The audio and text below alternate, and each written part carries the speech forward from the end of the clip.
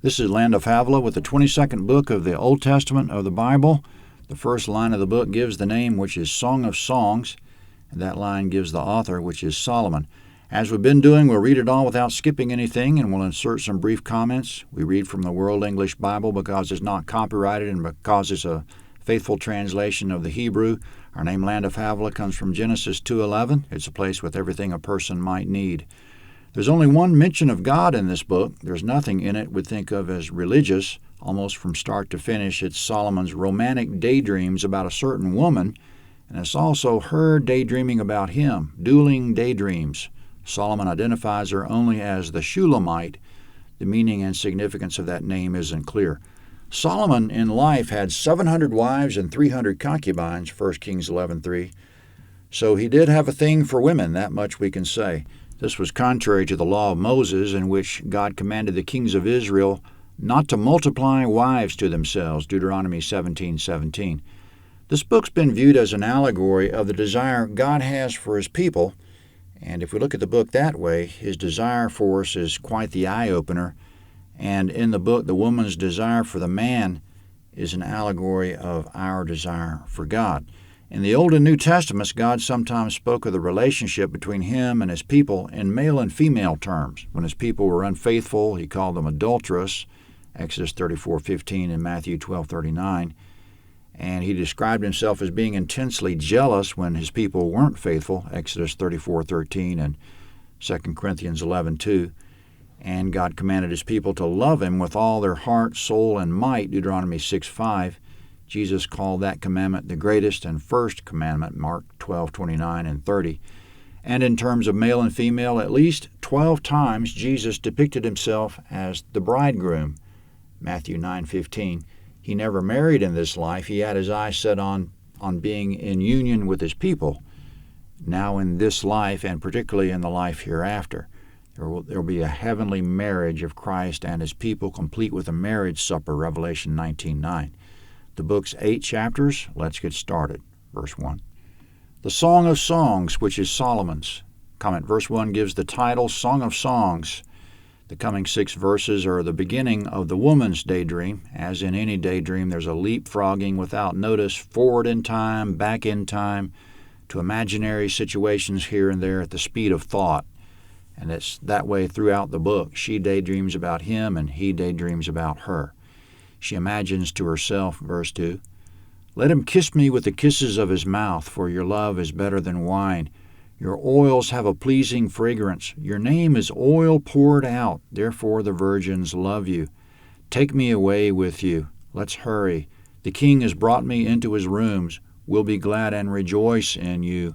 We'll praise your love more than wine. They're right to love you. I'm dark but lovely, you daughters of Jerusalem, like Kedar's tents, like Solomon's curtains. Don't stare at me because I'm dark, because the sun has scorched me. My mother's sons were angry with me. They made me keeper of the vineyards. I haven't kept my own vineyard. Tell me, you whom my soul loves, where you graze your flock, where you rest them at noon.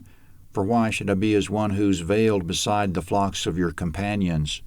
Comment in verse 3, she says his name is like oil poured out, which means whenever someone mentions his name, it comes out like oil. Everything about hearing his name is positive. The mention of his name makes her feel good all over. Just the hearing of it is a sensory experience. Likewise, there's a worship song, Jesus, Jesus, Jesus. There's just something about that name. In verse 3, the virgins love you, meaning he's that one guy they all want. She agrees with them in verse 4, quote, "They're right to love you," end quote. And in verse 4, she dreams about him taking her away and sealing the deal. In verse 5, she has self-doubts. She doesn't have the whitest skin.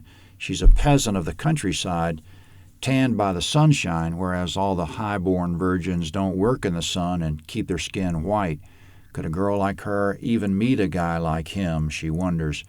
In verse 6, her mother and brothers were angry with her. Instead of keeping her inside and keeping her skin white and beautiful, they sent her out to work, to labor in the vineyards, and she lost that coveted white complexion. But that doesn't stop her from dreaming. And as for any one of us, we might have a hang-up that we're not worthy for the great God of the universe to pay attention to us, but that would be wrong. Then in verse 7, she imagines how she might meet him. If he were a shepherd, which he's not, but if he was, she could find him out where he feeds his flocks, come near enough to be seen, and should have a chance of being noticed. For why should I be as one veiled beside your companions? Meaning, why should I be around any other shepherds lest they notice me and take me off the market, and my chance for you is gone? Coming up, it just so happens he's thinking of a beautiful woman out there somewhere, and he answers her question of how to find him. Verse 8, if you don't know, most beautiful among women, follow the tracks of the sheep, graze your young goats beside the shepherds' tents. I've compared you, my love, to a steed in Pharaoh's chariots. Your cheeks are beautiful with earrings, your neck with strings of jewels. We'll make you earrings of gold with studs of silver. Comment, in his imaginings, he tells the girl in verse 8 that if she doesn't know how to find him, follow the tracks of the sheep, graze your goats beside the shepherd's tents, which is God's advice to a person that if he or she doesn't know how to find him, follow behind the sheep, which is the church, and get around the shepherds, which are his ministers, and you'll find him. They'll show you how to find him. Then he makes clear she is desirable in verses 9 to 11. He sees her in a royal light, decorated in finery like one of Pharaoh's horses. Not that she reminds him of a horse, but that the horses that pull Pharaoh's chariot have all kinds of royal decorations. He sees her with big earrings that bounce off her cheeks, wearing multiple jeweled necklaces. He sees her with all the other jewelry that he'll give her. There's no need for her to feel like an unworthy farm laborer. Coming up, she imagines a fine day that she'll sit with him at his table and live in his palace. Verse 12. While the king sat at his table, my perfume spread its fragrance. My beloved is to me a sachet of myrrh that lies between my breasts. My beloved is to me a cluster of henna blossoms from the vineyards of En-gedi. Behold, you're beautiful, my love. Behold, you're beautiful. Your eyes are doves. Behold, you're beautiful, my beloved. Yes, pleasant, and our couch is verdant. The beams of our house are cedars. Our rafters are firs. Comment in verse 13. To her, he's a sachet of myrrh that lies between her breasts. Myrrh is an expensive wood resin that's solid in its natural state and emits a pleasant odor. She's sitting there with him at the dinner table in the palace, and the myrrh in that sachet between her breasts is spreading its fragrance across the table. She's attracted to him and wants to pull him to her chest like that sachet of myrrh. He's as glorious as myrrh and henna blossoms. He's beautiful and pleasant. In verse 16, their couch is verdant. Verdant means green with vegetation, or in the sense of it here, luxuriant. And in verse 17, she imagines the glory of his palace with its cedar beams and fir rafters, and she imagines living there with him. Solomon called his palace the house of the forest of Lebanon because it had giant logs from Lebanon for pillars, 1 Kings 7:2.